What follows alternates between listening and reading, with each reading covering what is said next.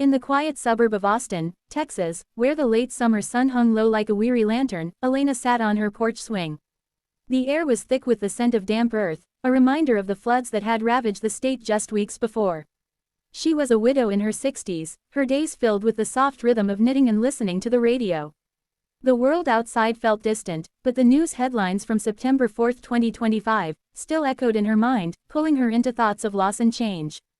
Elena sipped her herbal tea slowly, the steam rising in gentle curls.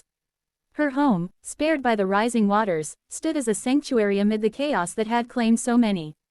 She remembered the images on the TV screen, families wading through chest-high floods, homes reduced to splintered memories. It was relatable, this ache of vulnerability. Elena's own problem stemmed from her grandson, Tommy, a bright boy of 10 who had fallen ill after a routine vaccine years ago. Doctors called it a rare reaction, but Elena wondered. The headlines about Robert F.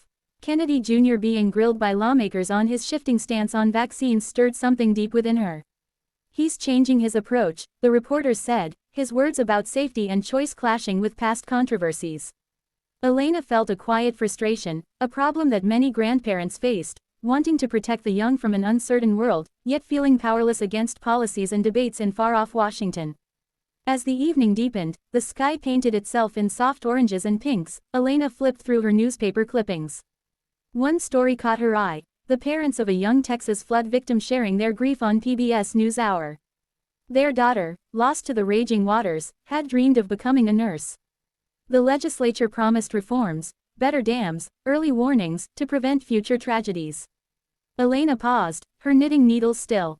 It mirrored her own hidden sorrow. Her husband had passed from a sudden illness during a storm 5 years back, leaving her to navigate life alone. The problem weighed on her like the humid air, how to find meaning in a world where nature and human decisions intertwine to create such pain. She set the paper down and walked inside, the wooden floor creaking under her steps. In the living room, the TV flickered with more headlines. NPR reported on President Trump's 2026 health care agenda, a plan emphasizing affordability but sparking debates over access for veterans and immigrants. Elena thought of her neighbor, Marco, a disabled Army vet who had served in distant wars. The Democracy Now! Segment mentioned him, or someone like him, planning to sue the Trump administration over unlawful ICE detention. Marco had shared his story one rainy afternoon, detained mistakenly despite his service, separated from his family for months. It was a relatable struggle, the kind that made Elena question fairness in a nation built on promises. A gentle breeze stirred the curtains, inviting a natural pause in her thoughts. Elena decided to call Marco. They often shared coffee, talking about the old days. But tonight, as she dialed, a soft knock came at the door. It was Marco himself, holding a bouquet of wildflowers picked from the recovering fields. "Saw the news," he said, his voice steady but tired. "Those veterans disrupting the Senate hearing, accusing lawmakers of complicity in endless wars." It hit home. They sat together on the couch, the room lit by a single lamp. Marco spoke of his lawsuit, inspired by the headlines. "It's not just about me," he explained. "It's for all of us who've been forgotten." Elena shared her worries about Tommy, the vaccine debates swirling around RFK Jr., and the flood reforms that felt too late for some. The conversation flowed like a slow river, building an atmosphere of shared understanding. Outside, crickets chirped in harmony, a soothing backdrop.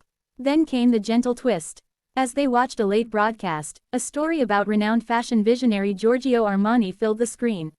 He had passed peacefully at 91, remembered for his elegant designs that clothed the world in quiet confidence.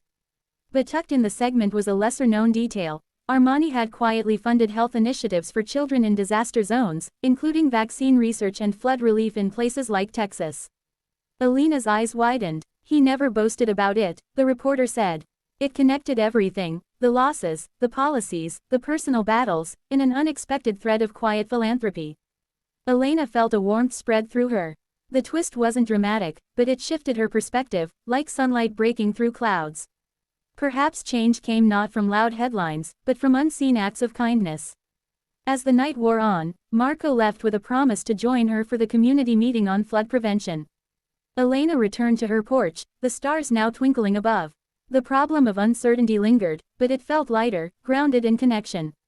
She thought of Tommy, sleeping soundly at his parents' home, and whispered a quiet thanks to the world for its gentle reminders of hope. In the end, life moved forward, not in rushes, but in steady, healing steps, emotionally rooted in the bonds that headlines could never fully capture.